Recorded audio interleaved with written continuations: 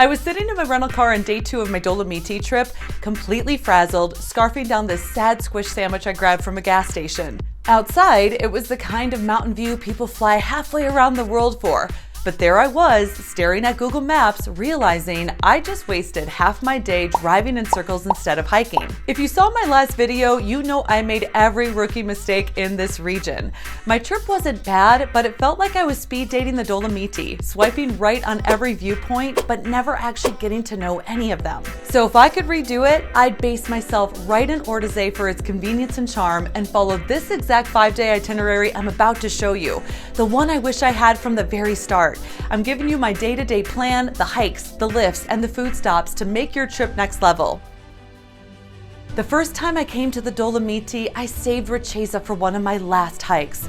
Big mistake, because the second I got there and I saw those panoramic views, everything I'd been rushing around to see suddenly made sense from right there. The Dolomites aren't just a bunch of random postcard spots, they're connected.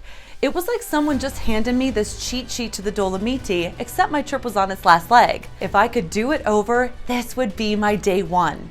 You start by hopping on the funicular in 𝗙𝗪𝗃, sit back and feel a little smug about skipping the uphill grind on your first full day. From the top, the 7-mile trail to 𝗙𝗪𝗁𝗪𝗏 veers to the right and through this easy wander through rolling meadows. It's the perfect way to start if you're not used to hiking in altitude. And even if you are like I am, you're gonna love the instant views. Those jagged spires that everyone hikes to see on the very popular and very crowded 𝗙𝗪𝗁𝗪𝗏 trail, these are the same peaks, but with way more peace. Now you don't have to hike all the way to 𝗙𝗪𝗁𝗪𝗏, and if I were you, I wouldn't, because there's a foodie paradise just a few miles the opposite way at rifugio Rasciesa. Now you can sit in a lounger, order smoky sausage with creamy polenta topped with fondue, I kid you not, and homemade apple strudel from a recipe that's generations old. By bite 3, you're wondering why this isn't how every hike in the world ends. I remember standing at the top of this iconic spot, and I looked around realizing that everyone's doing the same thing, walking straight to the ridge, snapping the famous photo, and then turning right back around. It's too iconic of a spot to only spend a few minutes at. So I looked down at the map and I spotted a trail going in parallel to the ridge line that descended down into a valley. And I thought, let's see where this goes. Minutes after starting down the trail, which I lovingly call Beyond Seceda, a 4.8-mile, 760-foot elevation trail away from the hotspot, it was like someone hit mute and I stepped into a portal behind the ridgeline and past boulders the size of semi-trucks. And then out of nowhere, there's this tiny farm stand with animals literally grazing 10 feet away, no fanfare, just a small shack with a couple of milk jugs, a handwritten price selling cow-to-cup lattes. Only in Italy does this happen halfway down a hike.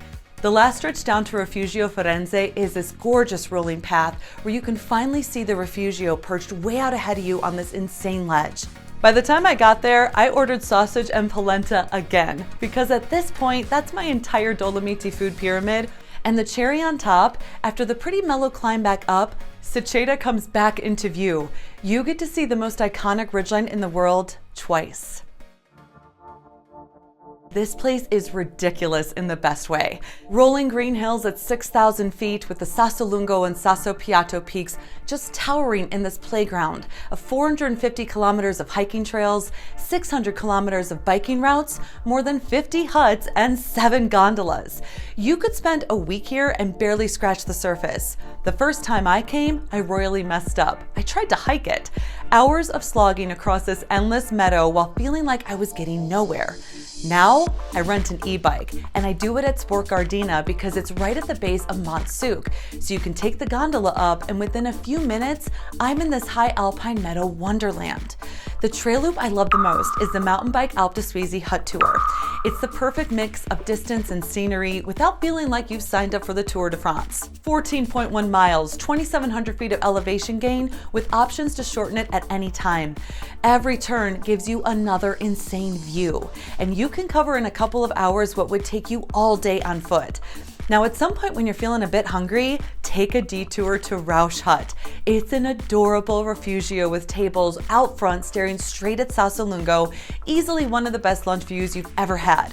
And the tagliatelle with homemade ragu, game over. You'll never eat box noodles the same way again.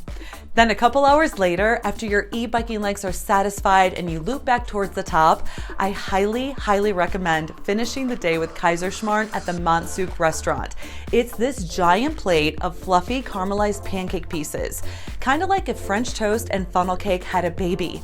And you're sitting there eating dessert while looking out over the meadow you just biked across. You could go home now, but I'm not letting you. There's so much to explore. If you love the idea of sticking to one home base for your whole trip, you're gonna love this day because I've just saved you the hassle of packing up and driving all the way to Cortina to hike 𝗙𝗅𝗽𝗪. Look, 𝗙𝗅𝗽𝗪 is stunning. I've eaten bolognese at the iconic rifugio 𝗙𝗲𝗪 and done the full loop around these mountains. But it's also so popular it can feel like you're at Disneyland with hiking boots on.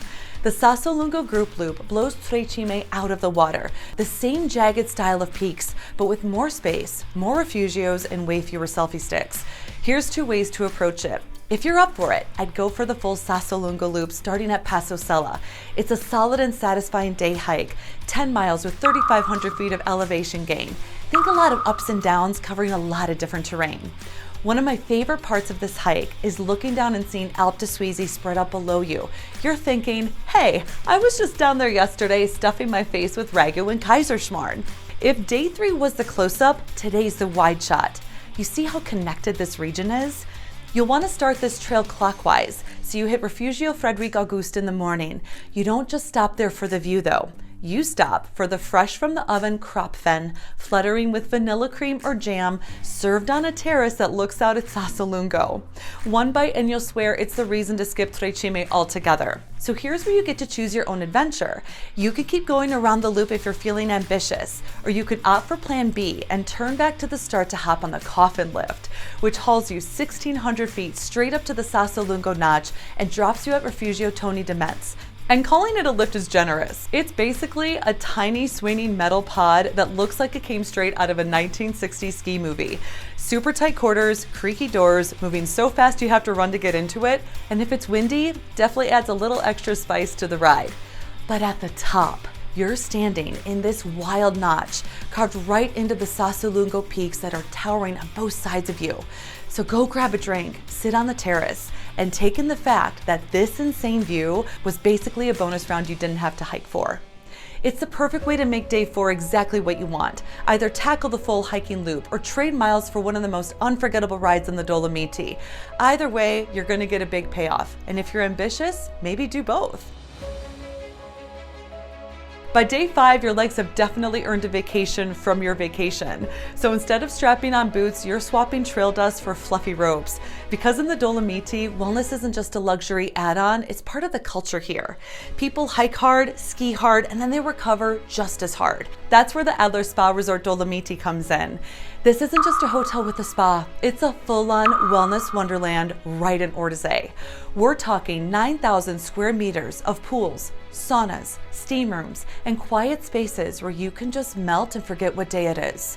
As a bonus, you don't need to be a guest to use it. You can just book a day pass and have the same exact access. And whatever you do not skip the hay sauna. You walk into this warm wooden cabin lined with fresh alpine grasses, heated to 65 degrees Celsius, and the second you lie down, it hits you. That sweet, earthy smell is just like the meadows you e-biked through on day 3.